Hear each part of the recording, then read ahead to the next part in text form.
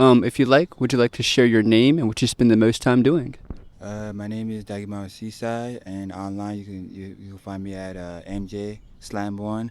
And the majority of the time, if I'm not working, whatever, is I be filming, and or I be trying to record. I wasn't born here. I was born in Africa, so I came here when I was 8. So it was a really long time. Okay. Yeah, and I only been here for like six years because I used to be out the DMV area. It's called, DC, Arlington, with stuff like that. I was out there most of my life, through middle school all the way to high school, stuff like that. And then I just moved here because I've been there for a long time, so I need to change. So I just came here because most of my friends were coming down here. So I was like, let me just see what Norfolk is. Yeah, they got a bit of everything here too. You can get all the way to the beach. You can go into I guess it's not a big downtown city, but I mean you can still do a lot down here. But I'm curious. So what part of Africa were you born in? Ethiopia. Okay, Ethiopia. Yeah. So I'm actually not familiar at all with Ethiopia. Could you tell me, number one, where it's located in Africa, and maybe what languages they speak or something? Well, Ethiopia is in the Horn Mhm. of Africa. So and over there they now they speak money, Mhm. money.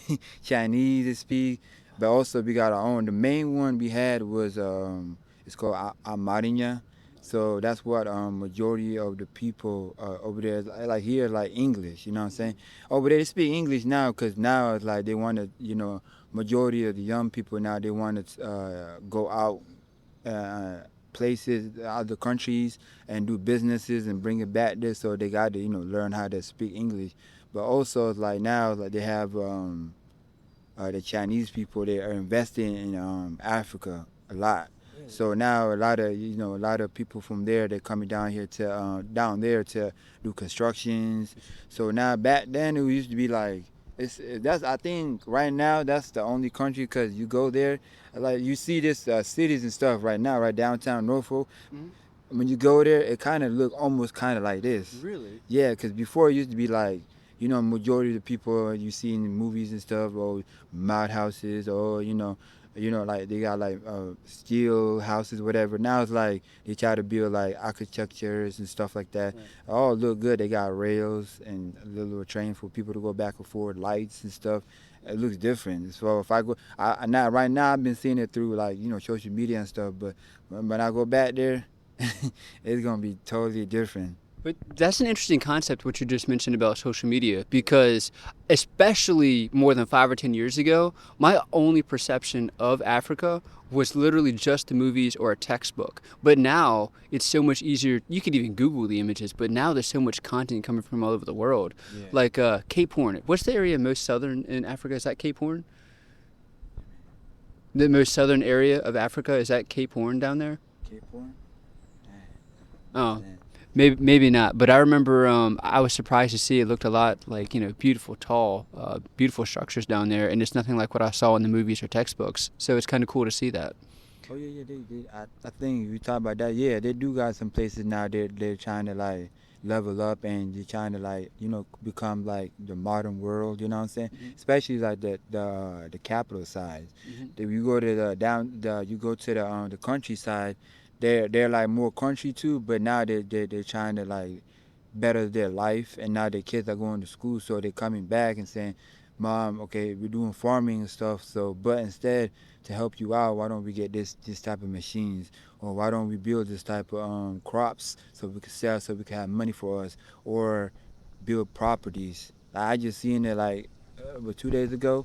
I didn't know about my countryside that some of them people that do farming they build I forgot what the name is called, but they build a whole new like apartment or like resort type, Yeah. and now they live there, and then like the rooms and stuff they're rooming it out to like foreigners or people in the country that want to see the rivers and stuff and enjoy. So they're getting money with that too. So that's a good sign. So is a general consensus in that area they're receptive to foreigners coming in and building like the Chinese, or is there resistance to it?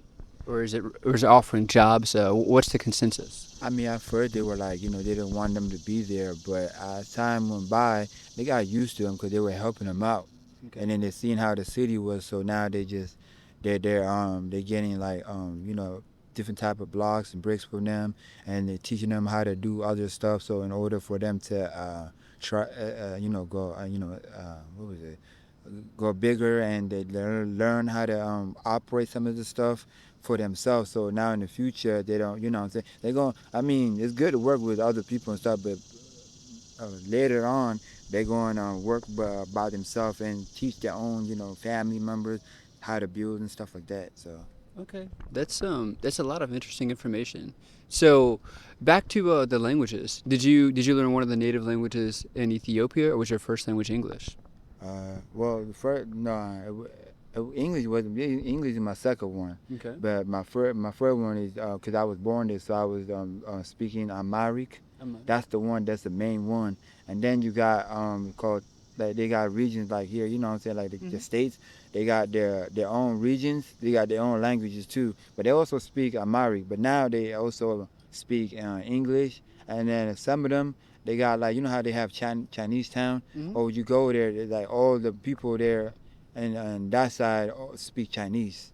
And it's crazy though. Yeah, you go there, you see like Chinese words, and they sell like different type of octopus, just cater for the people, because most of them that work there, they're probably there for like 4 or 3 years, whatever. So they stay there. So, and the Chinese government, Ethiopia, they give them a place to stay for free because they're working to improve the city. So.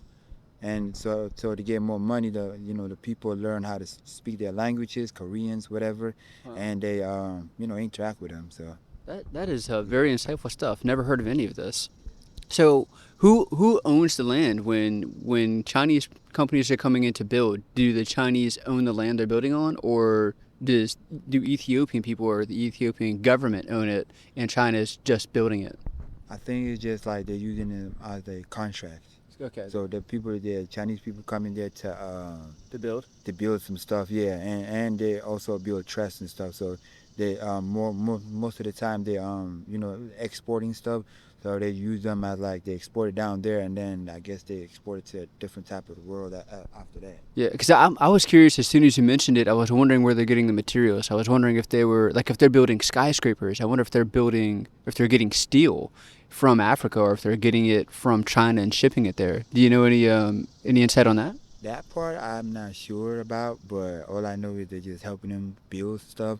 Which they did build the rail. That's the one thing I heard. They build a rail that like the one we have here over there. Because before it used to be like congested, a lot of people. Still a lot of people there too, but most of the people, like, if you trying to walk the street, you just got the lights. I mean, some places they got like they call traffic police. They be the one working there. They do still now, cause people ain't used to the the lights going on and off. So they gotta make sure they people following the roads and the rules and regulation of the roads and stuff. So but now it's all good though, cause now everybody do taxis and they do the rails and stuff. So now it's more spaced out. That's what is the crazy part though, because if you live from back then and now it's like it's spaced out a little bit, and everybody got places to go and live and stuff. Before it was just everybody just hustling and bustling, doing their own thing. So it just be crowded some places. Wow, I'm so thankful for you for sharing all this information. But so I guess one last thing too. I actually have a language project, which is why I'm so interested in the languages. We film a documentary, not filming now, but we film a documentary called This Means Water. Could you tell me how to say the word water in your native language? Water means uha. Uha? Yeah. Uha means water. Water in Ethiopia, yeah. Okay. To be honest, that's about all the things I would love to explore. If there's anything else that you're passionate about that you would love to speak on, I'd like to move into that before we wrap up. Well, I mean, now I just like, beside work and stuff, I like movies. One day I hope, I made my own movies and it'd be in the movie theaters and people watch them, or go to award shows, That's what I like to do. You said in the future, yeah. I tell you what. So my passion is making films. Also, that is something I love to do. We could. Do you want me to shoot something of you today? Do you want me to shoot with my camera? I can shoot something for you. Even if it's just you riding your skateboard like down the hill or something, and I can just share it to you. Yeah, you want to? Yeah, appreciate it. Yeah. All right, we're gonna shoot a video. We're ending up.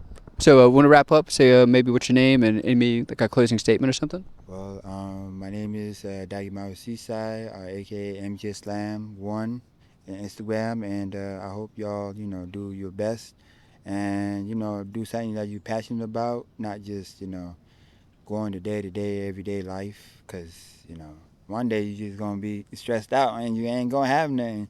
So I might as well build something for yourself in order later on when you're not working or something happened to you, you got your own income coming in, and you don't gotta worry about where you going, money gonna come, where you gonna pay, whatever. So that's all I can say, and that's it. Thank you so much. You heard it from the best. Have a great day.